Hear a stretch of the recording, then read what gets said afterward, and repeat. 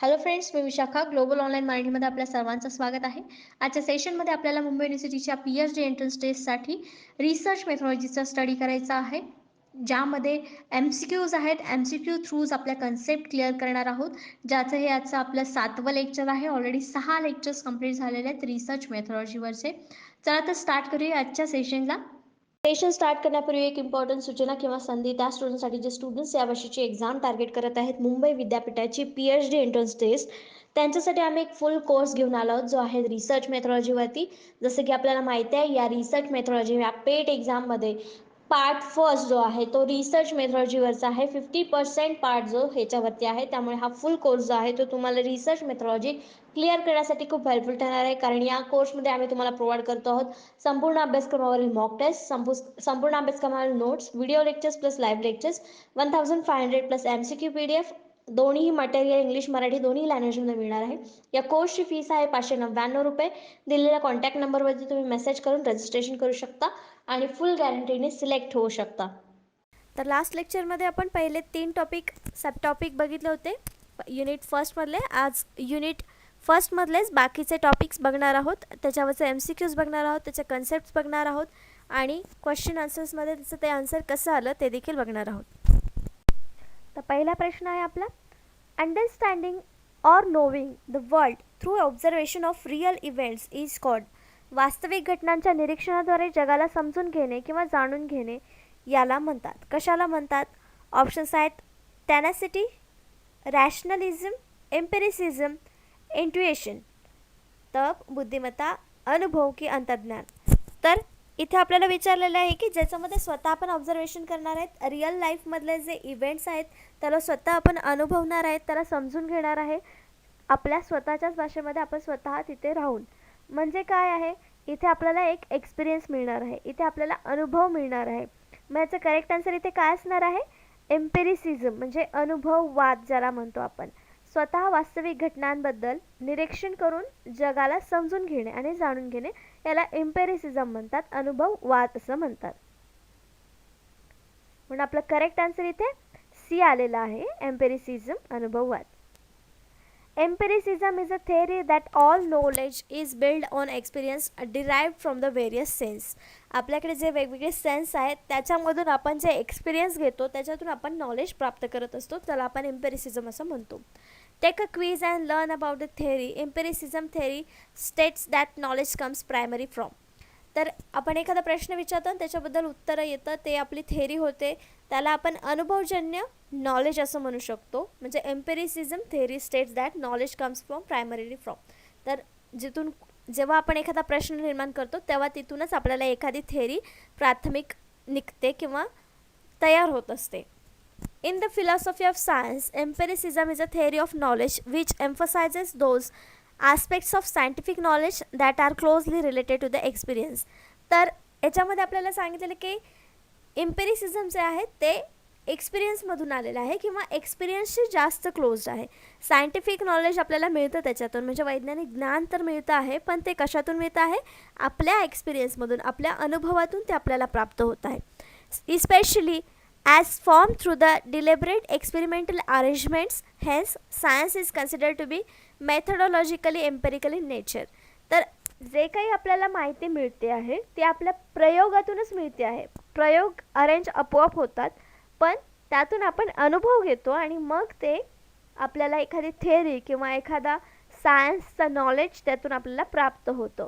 म्हणून आपण असं म्हणतो की विज्ञान हे एक पद्धती आहे, अनुभव, निसर्गातून अनुभव घेऊन शिकण्याची गोष्ट आहे, नॉलेज मिळवण्याची गोष्ट आहे. तर एम्पिरिसिझम म्हणजे काय आपल्याला समजलं? एम्पिरिसिझम म्हणजे अनुभववाद आणि एम्पेरिकल रिसर्च जो असतो तो अनुभवजन्य रिसर्च असतो, म्हणजे तो स्वतः आपण तिथे तयार केलेला असतो किंवा आपण स्वतः त्याचा अनुभव घेऊन, एक्सपिरियन्स घेऊन तो तयार केलेला असतो. नेक्स्ट क्वेश्चन आहे सेकंड नंबरचा, व्हॉट डज अन एम्पिरिसिस्ट बिलीव्ह. तर एम्पिरिसिझम आपल्याला समजलं. आता प्रश्न विचारला आहे एम्पिरिसिस्ट कशावर विश्वास ठेवतात. अनुभववाद्यांचा काय विश्वास आहे किंवा त्यांचं म्हणणं काय आहे, त्यांचा एक विश्वास काय आहे. ऑप्शन्स आहेत we should not apply natural science methods to the science, social science research. सामाजिक विज्ञान संशोधनात आपण नैसर्गिक विज्ञान पद्धती लागू करू नये. It is the sociologism aim to understand the meaning of social action. सामाजिक क्रियेचा अर्थ समजणे हे समाजशास्त्रांचे ध्येय आहे. Knowledge in the form of facts should be gain through the sensory experience. ज्ञान तथ्याच्या रूपात ज्ञानेंद्रियाच्या अनुभवाने प्राप्त केले जावे. D. Research conducted within the British empire was biased and unreliable. British साम्राज्यात केलेले संशोधन पक्षपाती आणि अविश्वसनीय होते. तर इथे आपलं कुठलं ऑप्शन करेक्ट आहे, त्यातून एक एक ऑप्शन आपल्याला कट करायचं आहे. जे डी ऑप्शन आपल्याला इथे बायस्ड आणि अनरिलायबल असेल असं ऑप्शन आपल्याला नाही आहे रिसर्चमध्ये. मग किंबहुना ते रिसर्चचं कॅरेक्टरिस्टिक्स नाही आहे. मग आपलं इथं ऑप्शन जे आहे डी ते सर्वात प्रथम कट होत आहे, म्हणजे डी ऑप्शन आपलं उत्तर नसणार आहे. मग पुढचं काय विचारलेलं आहे की it is a sociologist aim to understand the meaning of social action. सामाजिक क्रियेचा अर्थ समजून घेणे हे समाजशास्त्राचं ध्येय आहे का? नाही. त्याचे आणखीन वेगवेगळे ध्येय आहेत. आणि हा अनुभववाद्यांचा विश्वास असणार आहे का? तर नाही. मग बी सुद्धा आपला ऑप्शन नसणार आहे. नेक्स्ट आहे ए, जे बोललेलं आहे की सामाजिक विज्ञान संशोधनात आपण नैसर्गिक विज्ञान पद्धती लागू करू नये. तर अशा प्रकारचा कुठलाही अनुभववादांचा विश्वास नाही. तर ते दोन्हीही आपल्याला एकत्र करून कधी कधी नवीन नॉलेज मिळवण्यासाठी आपण ते वापरू शकतो. म्हणून असं न करणं हे देखील अनुभववादांचा विश्वास नाही. मग आपल्या इथं करेक्ट आन्सर काय असणार आहे? C. Knowledge in the form of fact should be gain through sensory experience. तर आपण जे बघितलं एम्पिरिसिझम काय आहे, तर ते एक्सपिरियन्समधूनच यायला पाहिजे, स्वतःच्या ऑब्झर्वेशनमधूनच यायला पाहिजे. मग अनुभववादांचा विश्वास काय असणार आहे इथे की आपल्या स्वतःच्या ज्ञानेंद्रियाच्या अनुभवाने प्राप्त केलं जावं. जे काही ज्ञान आपण मिळवणार आहे ते आपल्या अनुभवाने प्राप्त केलं जावं, हा अनुभववादांचा विश्वास असणार आहे. Empiricism in philosophy, the view of all concept originate in experience. ते मागाशीच बघितलं आपण की एम्पिरिसिझम हे ओरिजिनेट कशातून होतं आहे? एक्सपिरियन्समधून, म्हणजे अनुभवातून ते उगम पावत आहे. That all concepts are about applicable to things that can be experience. हे कन्सेप्ट कशाशी लागू आहेत? ज्या गोष्टी आपण एक्सपिरियन्स करू शकतो, अनुभव करू शकतो, अनुभव घेऊ शकतो, त्या गोष्टींशीच हे रिलेट करतं. Or that all rationally acceptable beliefs or propositions are justifiable or knowledgeable only through experience. म्हणजे यातून ज्या काही बिलीफ्स, विश्वास, जे गोष्टी मिळतात आपण एक्सेप्ट करतो, त्या सगळ्या कशातल्या असणार आहेत? एक्सपिरियन्समधल्या असणार आहेत, अनुभवातून आलेल्या गोष्टी असणार आहेत. म्हणजेच अनुभव बेस, एम्पिरिसिझमचा अनुभवजन्याचा बेसच काय आहे? एक्सपिरियन्स, अनुभव. नेक्स्ट क्वेश्चन आहे 3rd नंबरचा. The importance of measurement in quantitative research is that. आपल्याला माहिती आहे रिसर्चमध्ये क्वांटिटेटिव्ह आणि क्वालिटेटिव्ह हे 2 प्रकार आहेत, म्हणजे दोन्हीला विरुद्ध किंवा वर्सेसमध्ये आपण त्याचा अभ्यास करतो, क्वांटिटेटिव्ह रिसर्च आणि क्वालिटेटिव्ह रिसर्च. तर क्वांटिटेटिव्ह रिसर्चमध्ये मोजण्याचं महत्त्व काय आहे, मेजरमेंटचं महत्त्व काय आहे ते आपल्याला सांगायचं आहे. ऑप्शन्स आहेत. It allows us to delineate fine difference between people and cases. हे आपल्याला लोक किंवा प्रकरणामध्ये चांगले फरक स्पष्ट करण्याची अनुमती देते. मोजमाप जिथं करायचं आहे, मेजरमेंट जिथं करायचं आहे, तेव्हा तिथे आपल्याला साधी लोक आणि केस स्टडीजसाठी केसेस जे आपण निवडणार आहे यामध्ये फरक करण्यासाठी मदत करतं मोजमाप. बरोबर आहे हे आपलं स्टेटमेंट. नेक्स्ट स्टेटमेंट आहे. It provides consistent device to yardsticks. हे एक सुसंगत डिव्हाइस किंवा यार्डस्टिक प्रदान करते.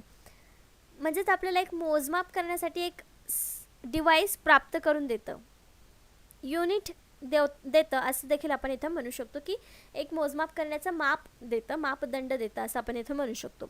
It allows for precise estimates of degree of relationship between concepts.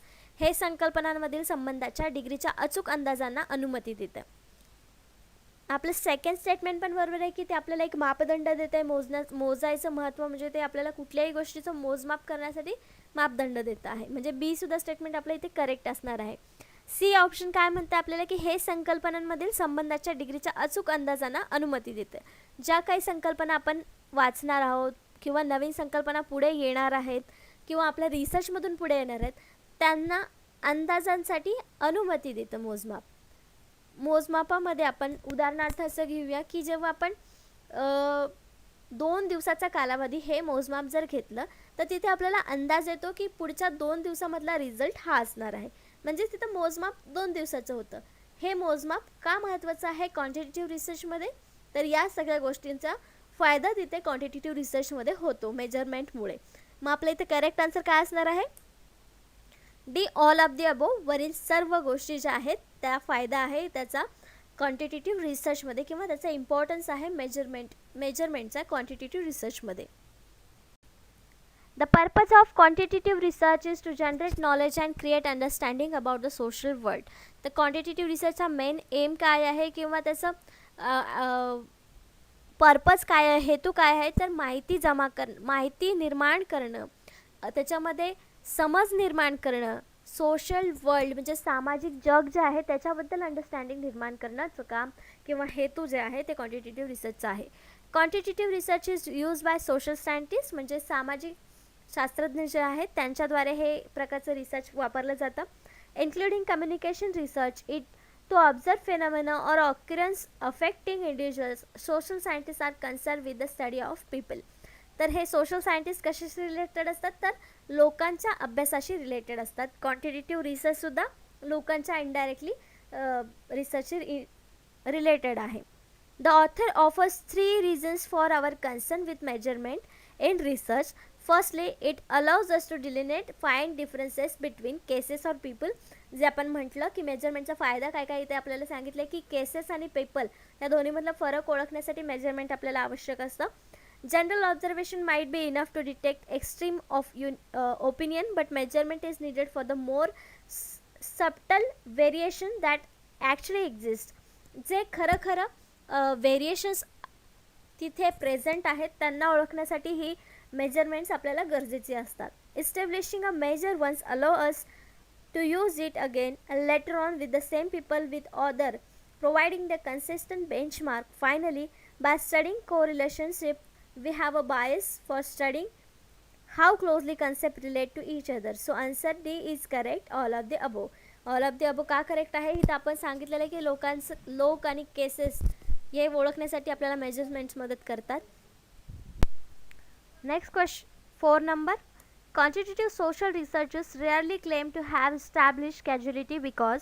परिणात्मक सामाजिक संशोधन जे आहे ते क्वचित कार्यकरण स्थापित केल्याचा दावा करतात. कारण म्हणजे तिथे कधीच कार्यकारण स्थापित होतं म्हणजे काम होतंय असं दावा करतात क्वांटिटेटिव्ह रिसर्चमध्ये. का असं होतं?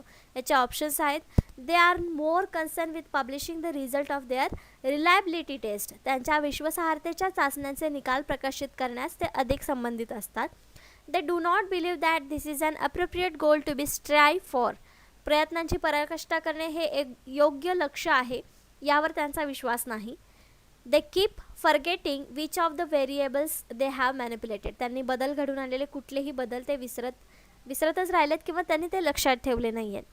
दे tend to use cross sectional designs which produce only correlations. त्यांच्याकडे क्रॉस सेक्शनल डिझाईन वापरण्याची प्रवृत्ती आहे जी केवळ परस्पर संबंध तयार करत असतात. तर याच्यामध्ये करेक्ट आन्सर काय असणार आहे? म्हणजे कुठलं रिझन असू शकतं की ज्याच्यामध्ये कॅज्युअलिटी निर्माण होत असते क्वचितच, पण म्हणजेच कधी. त्याचं रिझन जे आहे ते आहे की they tend to use cross sectional design. याचं करेक्ट आन्सर आहे D. They tend to use cross sectional designs which produce only correlation. म्हणजे क्रॉस सेक्शन डिझाईनच हे क्वांटिटेटिव्ह रिसर्चमध्ये वापरले जातात आणि त्यामुळे त्याच्यामध्ये फक्त परस्पर संबंध तयार केला जातो. म्हणून त्याच्यामध्ये कुठल्याही प्रकारचा कार्यकरण नेहमी स्थापित होत नाही, तर क्वचितच तोच स्थापित केला जातो. तर आता बघूया आपण की क्रॉस सेक्शनल डिझाईन्स का उपयोगी ठरत नाहीत किंवा कार्यकरण स्थापित का करत नाहीत, क्वचितच का करतात. then experimental design allows us to test for causal connection between variables because of the one variable. तर एक्सपेरिमेंटल डिझाईनमध्येच आपल्याला हे टेस्ट करण्याची परमिशन मिळते कॅज्युअल कनेक्शन व्हेरिएबल्समधले, जे की आपल्याला क्वांटिटेटिव्ह सोशल रिसर्चमध्ये विचारलं होतं प्रश्नामध्ये, पण हे एक्सपेरिमेंटल डिझाईनमध्ये अलो केलं असतं. because one of the variables that is independent or manipulated to track changes in other dependent variables. स्वतंत्र चल आणि अवलंबित चल असे दोन प्रकारचे चल असतात जे एक्सपेरिमेंटल डिझाईन्समध्ये असतात. कॉज आणि इफेक्ट्समध्ये ते काम करत असतात. However the most social survey research uses cross sectional designs. तर क्वांटिटेटिव्ह रिसर्चमध्ये सोशल सर्वे रिसर्च येतात आणि त्याच्यामध्ये क्रॉस सेक्शनल डिझाईन्स हे मोस्टली यूज केले जातात. Where such manipulation is not possible. जसं एक्सपेरिमेंटल डिझाईन्समध्ये इंडिपेंडेंट व्हेरिएबल डिपेंडेंट व्हेरिएबलमध्ये मॅनिप्युलेशन होतं, ते क्रॉस सेक्शन डिझाईनमध्ये पॉसिबल नाही होत बहुतेक वेळा. Consequently degree of correlation between variables can be determined but causality remains inferential. तर काही घटकामध्ये काय होतं की व्हेरिएबल्स डिटरमाइन होतात पण त्यांची कॅज्युअलिटी निर्माण होत नाही किंवा तिथे जागा घेत नाही. If you give answer B, you should recognise that very few researchers are interested in mere description of thing. They usually want to find out why things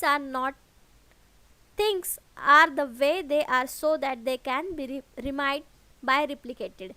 Causality is an appropriate goal, simply difficult to achieve. तर casualty जी गोष्ट आहे, जे गोल आहे ते simply achieve होत नाही, ते difficult आहे. मग हे एक्सपेरिमेंटल डिझाईनमध्ये शक्य आहेत कारण तिथे जे व्हेरिएबल्स असतात ते एकमेकांना मॅनिप्युलेट करत असतात. पण क्रॉस सेक्शनल्समध्ये हे शक्य नसतं. म्हणून आपलं तिथे करेक्ट आन्सर जे आलं होतं ते डी आलं होतं की क्रॉस सेक्शनल डिझाईन्स तिथे यूज केली जाते, म्हणून तिथे कार्यकरण स्थापित क्वचितच होतं. नेक्स्ट क्वेश्चन आहे 5th नंबरचा. Quantitative research has been criticised because. प्रमाणित संशोधनावर टीका केली गेली आहे कारण जे आत्तापर्यंत आपण क्वांटिटेटिव्ह रिसर्चबद्दल बघतो आहोत त्याच्यावर टीका केली गेली आहे. तर का केली गेलेली आहे ते आपल्याला सांगायचं आहे. ऑप्शन्स आहेत. The measurement process suggest a spurious and artificial sense of accuracy. मापन प्रक्रिया अचूकतेची उत्तेजक आणि कृत्रिम अर्थ सूचित करते म्हणून. The Reliance on instruments and procedure makes it high in ecological validity. साधनांवर आणि प्रक्रियांवर अवलंबून राहून ते पर्यावरणीय वैधतेमध्ये उच्च आहे म्हणून. It underestimate the similarities between object in natural and social words. हे सामाजिक आणि नैसर्गिक आणि सामाजिक जगातील वस्तूंमध्ये समानता कमी लेखते म्हणून. डी ऑल ऑफ दी अबो.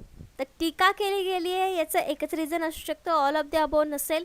मग याचं करेक्ट आन्सर असणार आहे ते आहे A. The measurement process suggest a spurious and artificial sense of accuracy. तर क्वांटिटेटिव्ह रिसर्चमध्ये आपण बघितलं की आकड्यांची रिलेटेड जे रिसर्च केले जातात ते इथे येतात आणि आर्टिफिशियल सेन्स ऑफ ॲक्युरेसी याच्यामध्ये निर्माण होऊ शकते किंवा कृत्रिम अर्थ याच्यामध्ये आपल्याला सूचित होत असतात. अशा प्रकारची टीका याच्यावर केली गेलेली आहे. तर काय हे क्रिटिक्स आहेत किंवा त्याच्यावरती गंभीर आरोप आहेत ते बघूया. Some critics of quantitative research see it as pretending that photograph is good representation of life rather than being a frozen instant of it. As a consequence, quantitative research is accused of assuming that social life is static, clearly not case. तर त्यांनी काय सांगितलेलं आहे, quantitative रिसर्चमध्ये photograph खूप छान लाईफचं दर्शन आपल्याला देतं किंवा रिप्रेझेंट करतं असं सांगितलेलं आहे. पण क्वांटिटेटिव्ह रिसर्चमध्ये हे काय म्हणतं की लाईफ जी आहे, सोशल लाईफ जी आहे ती स्टॅटिक आहे. सांख्यिकीय गोष्टी त्याच्यामध्ये असतात जे क्लिअरली बाहेर येत नसतात. अशा प्रकारची टीका ते करत आहेत आपल्याला क्वांटिटेटिव्ह रिसर्चमध्ये. Further more the ontological basis of this kind of research oblige the social science researchers to regard people in the same way that physical science researchers regard nature. Again, clearly there is a world of difference. नक्कीच तिथे difference असणार आहे, दोन्हीमध्ये same नसणार आहे. सांख्यिकीय माहिती तिथं आपण रिसर्च करताना करतो, पण क्रिटिक्स असे म्हणत आहेत म्हणजे त्याच्यावरती आरोप असे आहेत की हे फोटोग्राफ आपल्या लाईफचं चांगलं प्रदर्शन करते असं दाखवण्यापेक्षा आपली लाईफ ही एक सांख्यिकीय माहिती आहे किंवा सांख्यिकी गोष्टीशी निगडीत आहे असं हे सांगते क्वांटिटेटिव्ह रिसर्च. म्हणून हे एक गंभीर आरोप आहे क्वांटिटेटिव्ह रिसर्चवरचा. नेक्स्ट क्वेश्चन आहे 6 नंबरचा. What is repeatability. पुनरावृत्ती म्हणजे काय. तर आपल्या ऑप्शन्स आहेत. रिसर्चच्या भाषेमध्ये रिपीटेबिलिटी म्हणजे काय आहे आपल्याला सांगायचं आहे. ऑप्शन्स आहेत. Variability due to different operators using the gauge or different time periods or environments. Gauge किंवा वेगवेगळ्या कालावधी किंवा वातावरण वापरून वेगवेगळ्या ऑपरेटरमुळे होणारी variability. Variability due to error in process. प्रक्रियेतील त्रुटीमुळे अस्थिरता. Variability reflecting basic inherent precision of the gauge itself. स्वतः गेजची मूलभूत अंतर्निहित सुस्पष्टता दर्शवणारी variability. Variability reflecting the basic inherent precision of the process view answer. प्रक्रियेचे मूलभूत अंतर्निहित सुस्पष्टता दर्शवणारी व्हेरिएबिलिटी. उत्तर पहा. त्याचं करेक्ट आन्सर आहे सी, ज्याच्यामध्ये स्वतः गेजची मूलभूत अंतर्निहित सुस्पष्टता दर्शवणारी व्हेरिएबिलिटी म्हणजे रिपीटेबिलिटी होय. Repeatability is defined as reflecting the basic inherent precision of the gauge itself through which we are measuring the unit. तर रिपीटेबिलिटी म्हणजे काय आहे? ही एक क्वांटिटेटिव्ह रिसर्चमधली टर्म आहे, कारण आपण मेजरिंगसाठी ही वापरतो. एखादी गोष्ट जेव्हा सतत म्हणजे त्याची आपल्याला मापं घ्यायची आहेत आणि प्रत्येक वेळेला आपण त्याच गोष्टीचं माप घेतोय, पण त्याच्यामध्ये डिफरन्स येतो आहे, त्यालाच आपण रिपीटेबिलिटी असं म्हणतो रिसर्चमध्ये. मग तेच आपल्याला इथे त्यांनी सांगितलेलं आहे की मेजरिंग युनिट आहे हे, ज्याच्यामध्ये एकाच गेजमधून आपण मशीनमधून किंवा एकाच गेजमधून एकाच वस्तूमधून प्रत्येक वेळेला तीच वस्तू चेक करतोय, पण त्याचा रिझल्ट आपल्याला वेगवेगळा येतोय, त्याला रिपीटेबिलिटी असं आपण म्हणतो. नेक्स्ट क्वेश्चन आहे 7th नंबरचा. In contrast to deductive reasoning, inductive reasoning dash dash. निष्ठ तर्क विवेकपूर्ण तर्क यांच्या विरोधाभास. म्हणजे डिडक्टिव्ह रिझनिंगच्या कॉन्ट्रास्टमध्ये त्याच्या इंडक्टिव्ह रिझनिंग काय आहे किंवा कसं आहे. ऑप्शन्स आहेत involves conclusion that are more or less probable. अधिक किंवा कमी संभाव्य अशा निष्कर्षांचा समावेश आहे.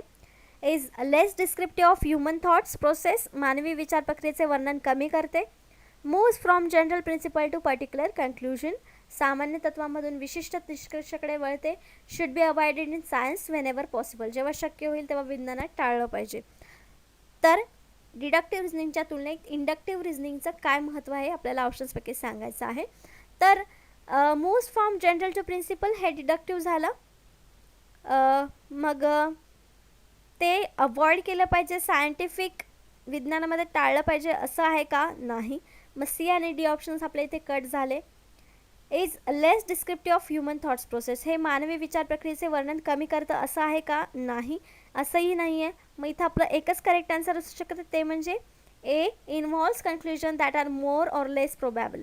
अधिक किंवा कमी संभाव्य निष्कर्षांचा समावेश यामध्ये केला जातो इंडक्टिव्ह रिझनिंगमध्ये. मग आपलं करेक्ट आन्सर ए आलेलं आहे. तर आपल्याला इथे इंडक्टिव्ह रिझनिंग आणि डिडक्टिव्ह रिझनिंग नेमकं काय आहे ते आपल्याला बघायचं आहे आणि दोन्हीमधला फरक देखील इथे आपल्याला समजेल. Someone who uses inductive reasoning makes specific observation and then draw a general conclusion. तर इंडक्टिव्ह रिझनिंगमध्ये काय आहे? स्पेसिफिक ऑब्झर्वेशन केलं जातं, त्याच्यावरून जनरल कन्क्लुजन आपण काढत असतो. तर डिडक्टिव्हमध्ये काय असतं? स्पेसिफिक कन्क्लुजनवरून जनरल थेअरी निघत असते. तर इथे उदाहरण आपण असं घेऊ शकतो की every quiz has been easy therefore the test will be easy. Example त्यांनी दिलेलं आहे इंडक्टिव्हचं की क्वीज इझी असणार आहे, प्रत्येक क्वीज इझी असणार आहे, म्हणजेच तिथे अख्खी टेस्ट जी आपली आहे ती इझी असणार आहे. म्हणजे हे इंडक्टिव्ह रिझनिंग झालं. जनरल कन्क्लुजन जेव्हा काढतोय आपण तेव्हा स्पेसिफिक ऑब्झर्वेशनचा विचार करतो आहे. नंतर डिडक्टिव्हमध्ये काय एक्झाम्पल दिलेलं आहे? All student in this class play guitar, Sam is the student of this class. मग त्यांनी जनरल एक्झाम्पल दिलं आहे डिडक्टिव्हमध्ये की एक क्लासमध्ये सगळे स्टुडंट्स गिटार वाजवतात, म्हणजे सॅमसुद्धा त्याच क्लासमधला मुलगा आहे, म्हणजे सॅमसुद्धा गिटार वाजवत असणार. हे डिडक्टिव्हचं रिझनिंग झालं. जनरल स्टेटमेंट आपण काढतो, स्पेसिफिक कन्क्लुजन तिथे आपण काढतो आहोत. इंडक्टिव्हमध्ये अजून काय सांगितलेलं आहे? When you are using inductive reasoning correct observation won't necessary lead you to correct general conclusion. जर इंडक्टिव्ह रिझनिंगमध्ये आपण स्पेसिफिक ऑब्झर्वेशनवरून जनरल कन्क्लुजन काढत असतो, पण इंडक्टिव्हमध्ये ते खरं असेलच असं नाही. तर याउलट डिडक्टिव्हमध्ये जे आपण रिझनिंग किंवा थेअरी कन्क्लुजन जे काढतो ती दोन्ही स्टेटमेंट जी असतात ती करेक्ट असतात. उदाहरण दिलेलं आहे इंडक्टिव्हमध्ये the teacher use PPT in the last few classes therefore the teacher will use PPT tomorrow. हे आपलं रिझन तिथं इंडक्टिव्हमध्ये असं दाखवू शकतो की आपण प्रत्येक क्लासमध्ये टीचरने PPT यूज केले असं दिलेलं नाही आपल्याला. Last few classes teacher use केलेली आहे PPT, तर टीचर PPT उद्या यूज करेल असं आपण सांगू शकत नाही इंडक्टिव्ह रिझनिंगमध्ये. तेच डिडक्टिव्ह रिझनिंगमध्ये at the conference all people present are 30 or older, Maria is in the room, म्हणजे मारिया तिथे 30चे असणार आहे हे आपल्याला तिथे समजून येतं. म्हणजे ही जनरल थेअरी आहे, याला आपण डिडक्टिव्ह रिझनिंग असं म्हणू शकतो. तर हा फरक आहे इंडक्टिव्ह रिझनिंग आणि डिडक्टिव्ह रिझनिंगमध्ये. एक्झाम्पल्सवरून आपल्याला डिडक्टिव्ह रिझनिंग, इंडक्टिव्ह रिझनिंग हे दोन्ही क्लिअरली समजतं. Inductive reasoning specific to general and deductive reasoning, specific conclusion follows a general theory. Next question आहे 8 नंबरचा. Which of the following sequence best describe the deductive logic of enquiry. तर deductive आपण बघितलेले आहे, reasoning काय आहे, deductive logic enquiry इथे काय विचारलेलं आहे, म्हणजे आपलं काय असणार आहे इथे, जनरल टू स्पेसिफिक. पुढीलपैकी कोणता अनुक्रम चौकशीच्या विलोमनीय लॉजिकचे उत्तम वर्णन करतो आहे. जनरलपासून आपल्याला स्पेसिफिकपर्यंत जायचं आहे. म्हणजे ऑप्शन्स बघा आपले काय आहेत, थेअरी, डेटा, हायपोथेसिस. डेटा पहिले यायला पाहिजे की थेअरी पहिले यायला पाहिजे की हायपोथेसिस पहिले यायला पाहिजे, इथे आपल्याला सांगायचं आहे. तर data, theory, hypothesis. Data, empirical pattern, theory, theory, hypothesis, data, empirical pattern, hypothesis and theory. तर इथे करेक्ट आन्सर जे आहे ते आहे डी, थेअरी, हायपोथेसिस, डेटा. तर सगळ्यात मोठी काय असणार आहे, सिद्धांत असणार आहे. त्याच्यानंतर हायपोथेसिस म्हणजे त्याची गृहीतक असणार आहेत आणि मग सगळ्यात शेवटी डेटा असणार आहे. कारण डिडक्टिव्ह लॉजिक विचारलेलं आहे. हे जर आपल्याला इंडक्टिव्ह लॉजिक विचारलं असतं तर मग डेटा, हायपोथेसिस आणि मग थेअरी आले असते. पण डिडक्टिव्ह लॉजिकमध्ये पहिले सगळ्यात मोठा सिद्धांत, त्याच्यानंतर हायपोथेसिस, मग त्याचा डेटा येणार आहे. म्हणून इथं आपलं करेक्ट आन्सर डी आलेला आहे. जसं इथे डिडक्टिव्ह रिझनिंगचे एक्झाम्पल्स दिलेले आहेत त्यांनी. ऑल बर्ड्स हॅव फीदर्स, म्हणजे सगळ्या पक्ष्यांना इथे पंख असतात. हे एक डिडक्टिव्ह लॉजिक आहे. It's dangerous to drive on icy streets, म्हणजे बर्फाच्या रस्त्यांवरती गाडी चालवणं किंवा ड्राईव्ह करणं हे डेंजरस आहे. हे एक डिडक्टिव्ह रिझनिंग आहे. ऑल कॅट्स हॅव बीन कीन सेन्स ऑफ स्मेल, सगळ्यांना त्यांचा म्हणजे वासावरून गोष्टी ओळखण्याची एक क्षमता आहे सगळ्या कॅट्समध्ये. Cacti are plants and all plants perform photosynthesis, म्हणजे इथे आपल्याला जनरल गोष्ट सांगितलेली आहे की स्पेसिफिकपासून जनरल गोष्ट निघालेली आहे की कॅक्टी नावाचा प्लांट आहे आणि प्रत्येक प्लांट हे फोटोसिंथेसिस करतं, म्हणजे कॅक्टीसुद्धा फोटोसिंथेसिसची प्रोसेस करतं. हे जनरल फॅक्ट आपल्याला इथे डिडक्टिव्हमध्ये निघतं आहे आणि ते करेक्ट आहे. म्हणून हे एक डिडक्टिव्ह लॉजिकचं एक्झाम्पल आहे. Red meat has iron in it and beef is red meat. तर इथे पण त्यांनी आपल्याला एक जनरल स्पेसिफिक स्टेटमेंट आपल्याला मिळतं आहे, ते आहे red meat has an iron, म्हणजे रेड मीटमध्ये आयर्न असतं आणि बीफ हे एक रेड मीट आहे, म्हणजे त्याच्यामध्ये आयर्न असणार आहे. हे आपल्याला फॅक्ट इथं आपल्याला मिळतं आहे, म्हणून ते एक डिडक्टिव्ह रिझनिंगचं एक्झाम्पल आपल्याला इथे दिलेलं आहे. हे काही एक्झाम्पलवरून आपल्याला डिडक्टिव्ह रिझनिंग काय आहे, डिडक्टिव्ह लॉजिक आपल्याला काय आहे हे समजलं असेल. नेक्स्ट क्वेश्चन आहे 9 नंबरचा. A deductive argument is valid if, एक वजाबाकी युक्तिवाद वैध असेल जर. ऑप्शन्स आहेत premises are false and conclusion is true, जर जागा खोटी आहे आणि निष्कर्ष खरे आहेत. Premises are false and conclusions are also false, जागा खोटी आहे आणि निष्कर्ष देखील चुकीचे आहेत. Premises are true and conclusion is false, जागा सत्य आहे आणि निष्कर्ष खोटे आहेत. Premises are true and conclusion is true, जागा खरी आहेत आणि निष्कर्षही खरे आहेत. तर डिडक्टिव्ह आर्ग्युमेंटमध्ये आपण बघितलेलं की दोन्ही स्टेटमेंट हे जनरल स्टेटमेंट असतात आणि त्यावरून जे फॅक्ट निघतं ते देखील खरं असतं. म्हणजे इथं आपल्याला जे प्रिमायसेस दिलेले आहेत ते सुद्धा खरे पाहिजेत आणि आपल्याला निघणारं कन्क्लुजन जे आहे ते देखील फॅक्ट म्हणजे खरं असलं पाहिजे. मग आपलं करेक्ट आन्सर इथे काय असणार आहे, D. Deductive argument is valid, म्हणजे डिडक्टिव्ह आर्ग्युमेंट कधी असेल तिथे जागा कधी घेईल, तर हे आपला ऑप्शन आहे. Premises are true and conclusions is true, दोन्ही असेल तेव्हाच तिथं डिडक्टिव्ह आर्ग्युमेंट प्लेस घेणार आहे. A deductive argument is sound if and only if it is both valid, जसं की आपण डिडक्टिव्ह आर्ग्युमेंटमध्ये बघितलं की दोन्ही ज्या स्टेटमेंट्स आहेत त्याच्यावरून आपण तिसरं फॅक्ट काढू शकतो, म्हणजे दोन्ही गोष्टी तिथं व्हॅलिड पाहिजेत. And all of its premises are actually truth, खरे असले पाहिजेत. Otherwise a deductive argument is unsound, मग तिथे डिडक्टिव्ह आर्ग्युमेंट होणार नाही जर तिथले एखादंही वाक्य जर चुकीचं असेल तर. According to the definition of deductive argument, the author of the deductive argument always intend that the premises provide sought justification for the conclusion whereby if premises are true. म्हणजे डिडक्टिव्ह रिझनिंगमध्ये, डिडक्टिव्ह आर्ग्युमेंटमध्ये, प्रिमायसेसमध्ये म्हणजे statement जे असतात पहिले statement त्याच्यामध्ये आपल्याला clue असतो, last conclusion असेल त्याच्यावरती. म्हणजे कन्क्लुजन आहे ते सुद्धा खरं निघालं तरच ते एक डिडक्टिव्ह आर्ग्युमेंट असतं. नेक्स्ट क्वेश्चन आहे 10th नंबरचा. Inductive reasoning is based on or presuppose, आगमनात्मक तर्क. डिडक्टिव्हच्या अपोजिट इंडक्टिव्ह रिझनिंग जे आहे ते कोणत्या पूर्वस्थितीवर आधारित आहे. ऑप्शन्स आहेत युनिफॉर्मिटी ऑफ नेचर, निसर्गाचा एकसारखेपणा. युनिटी ऑफ नेचर, निसर्गाची एकता. गॉड क्रिएटेड द वर्ल्ड, देवाने जगाची निर्मिती केली आहे. लॉज ऑफ नेचर, निसर्गाचे नियम. तर कुठल्या आधारावर आहे इंडक्टिव्ह रिझनिंग, तर युनिफॉर्मिटी ऑफ नेचर, निसर्गाचा एकसारखेपणा या तत्वावर इंडक्टिव्ह रिझनिंग बेस्ट आहे, पूर्वस्थित आहे असं आपण म्हणू शकतो. म्हणजे याचं करेक्ट आन्सर आपलं ए आलेलं आहे. कसं तर बघूया. 2 types of inductive arguments. Inductive आर्ग्युमेंट्सचे 2 प्रकार आहेत. एक आहे statistical inductive argument and inductive argument which does not presuppose the uniformity of nature. ह्याच्यामध्ये नेचरचा विचार केला जात नाही किंवा निसर्गाचा एकसारखेपणाचा विचार केला जात नाही. For example 90% of college freshman can read beyond the 6th grade level. David is a college freshman, therefore David can read beyond the 6th grade level. हे इंडक्टिव्ह रिझनिंगचा आर्ग्युमेंट आहे, पण त्याच्यामध्ये स्टॅटिस्टिकल इंडक्टिव्ह आर्ग्युमेंट्स आलेले आहेत, पण हे uniformity of नेचरमध्ये नाही आहे. मग दुसरा टाईप कोणता आहे? Human inductive argument. And inductive argument which presuppose the uniformity of nature. तर याच्यामध्ये निसर्गाचा एकसारखेपणा आपण दाखवू शकतो. Each of the 100 college freshmen surveyed known how to spell logic. If we ask another college freshman, he or she will also know how to spell logic. म्हणजे त्याच्यामध्ये काय दिलेलं आहे की युनिफॉर्मिटी ऑफ नेचरमध्ये काय दिलेलं की भरपूर सारे एकाच वेळी भरपूर सारे कॉलेजेसमध्ये एक वर्ड सेम लिहिला जातो. तसाच दुसऱ्या जगातल्या कुठल्याही विद्यार्थ्याला तो वर्ड स्पेल करायला सांगितला तर सेमच येणार आहे. तिथं एकसारखेपणा आपल्याला दिसून येणार आहे. शिकवण्यामध्ये किंवा आता स्पेल करण्यामध्ये एकसारखेपणा दिसून येणार आहे. म्हणून इथं आपलं करेक्ट आन्सर काय होतं? Uniformity of. तर अशा प्रकारे आजचे आपले 10 प्रश्न 10 कन्सेप्ट ज्या आहेत त्या इथे क्लिअर केलेल्या आहेत. आपण नेक्स्ट लेक्चरमध्ये याच टॉपिकवरती पुढचे अजून 10 प्रश्न घेणार आहोत, जेणेकरून आपल्या राहिलेला कन्सेप्ट देखील याच्यातून क्लिअर व्हावा युनिट 1 मधल्या. आजच्या लेक्चरसाठी धन्यवाद.